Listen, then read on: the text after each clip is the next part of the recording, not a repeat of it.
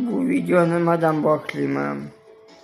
Mana chiroyli ko'rinish, oq pardalar va boshqa narsa. Endi hayot yaxshi deb o'ylayapman. Nomi o'zgardi. Nima bo'ldi? Markaz bir balo bo'ldi.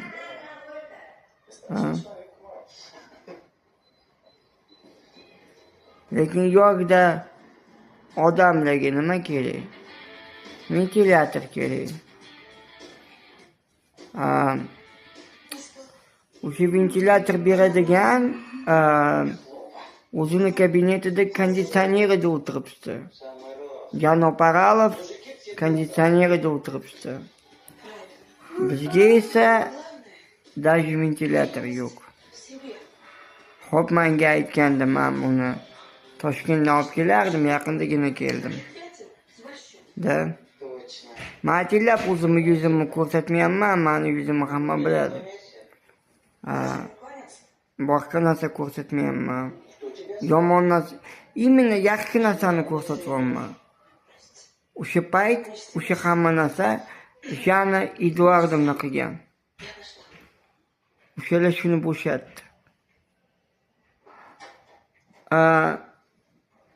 Yudina Jana Eduardovna o'zini hayotidan 25 yil davomida ishlab ketgan kichkina qiz, 18 yoshli qiz kelgan bu yoqqa.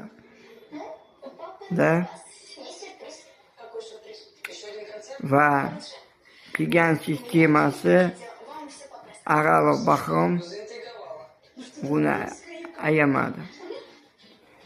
YouTube'ga chiqarish bu birinchi anaqa qism bo'ladi.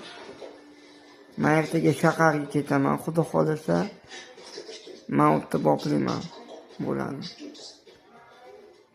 Chunki Jana Eduardovna 90% muammolarini boshqargan. Jana Eduardovna bo'lganda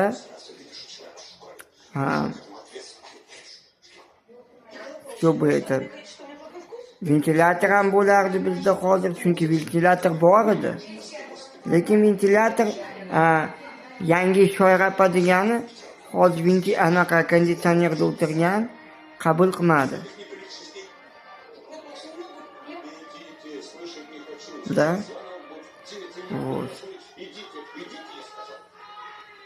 Boshqarma shuni eshitsin deb